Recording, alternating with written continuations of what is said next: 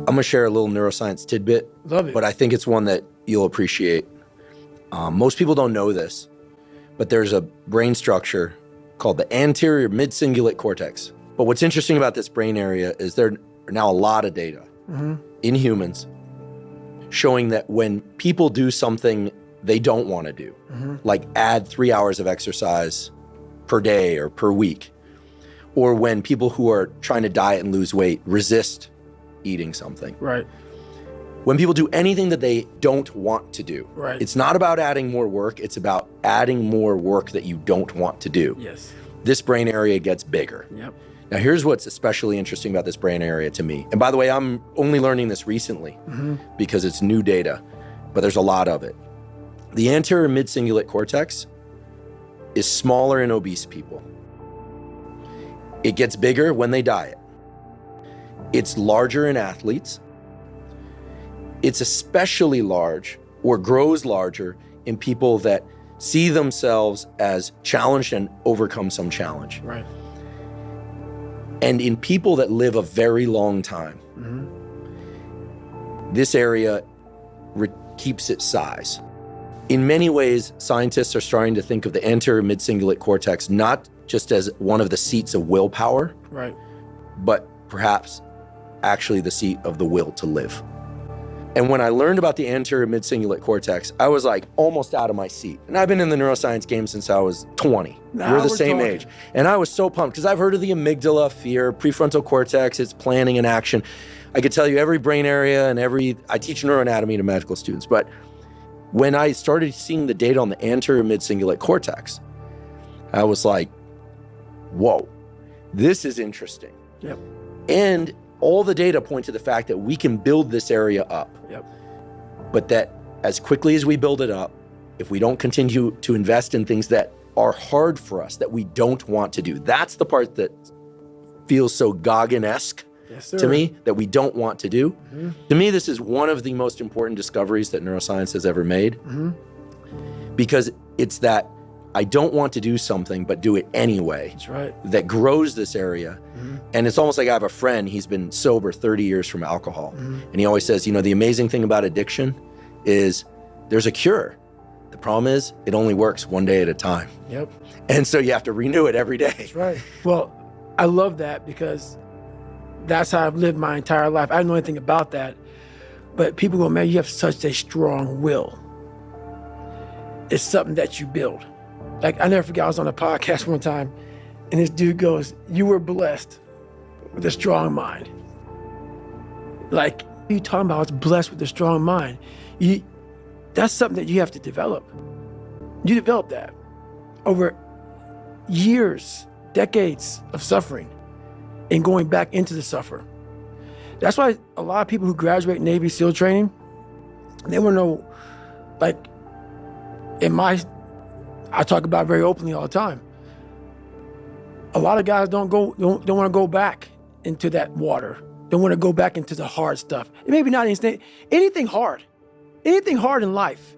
Once you get through it, it's like you become a POW. Like, how many POWs you know want to go back to POW camp? None. When something sucks so bad in life, this is on this that we're talking about now, very few people want to go back. They're happy they graduated. I realized I'm the same way. I don't want to go back. I have to go back. I must go back, because that is exactly where all the knowledge of my life exists, was back there, and what you're talking about. But I didn't know anything about this. But how I grew a will was constantly doing these things. To now, it's just life. I have days I don't want to do it, but I know I'm going to do it. I know from years of just doing it. So that's beautiful. And this is why I came on here with you today. And I'm glad that you're talking about this, because human beings need to hear this. They need to stop hearing these hacks on this and that. To grow that thing, how do you grow it? Do it, and do it, and do it, and do it. That's the hack. You fight that. And you fight that. You don't override it. There's no override button. You gotta build your will. How do you build your will? Exactly what you said, man. Exactly what you said. Let me teach you the real life, how it really is. The reason why you're a loser, and the reason why you're not making it, and the reason why you're trying to go to all these, I go to all these conventions, speak all on. I look in the audience and these people sign up every year to go to convention, thinking they're gonna learn something different. No, you're lazy. You know exactly what to do. It just sucks doing it. It sucks to do it. Everybody has the ability to do it, but they just don't want to. They want to keep asking questions and keep going to seminars. If you could keep going back and keep spending money with no results, you can wonder, wow, maybe let me go try out David Goggins. He ain't gonna help you. You have to explore, examine the insides of yourself. And what do you really want out of life? Maybe you want to be nobody.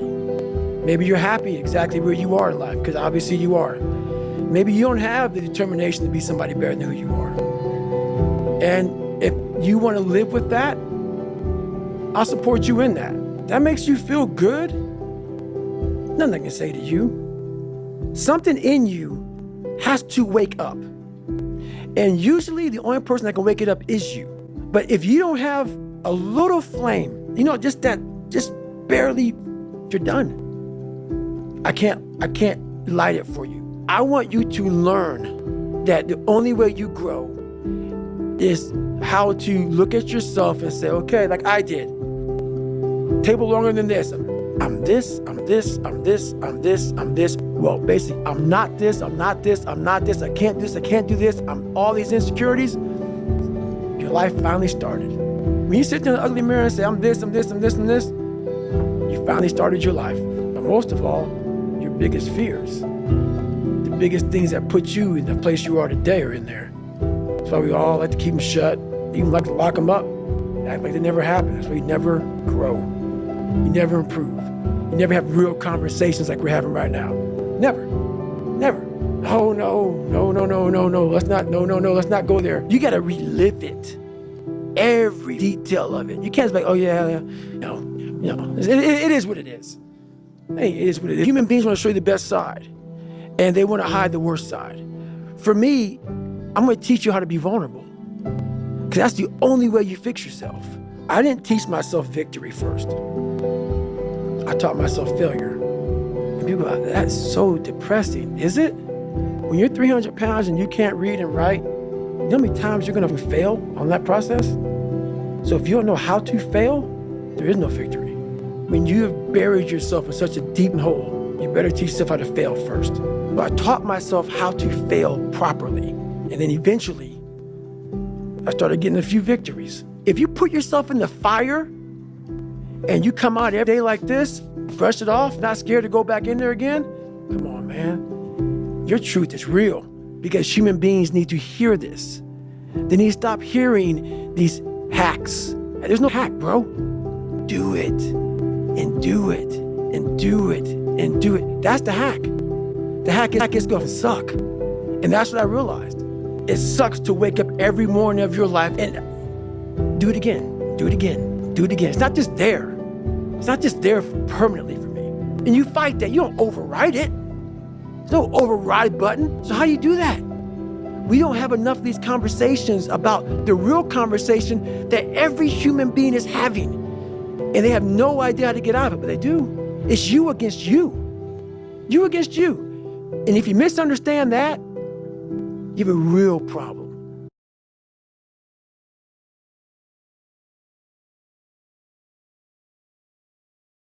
I'm gonna share a little neuroscience tidbit. Love it. But I think it's one that you'll appreciate.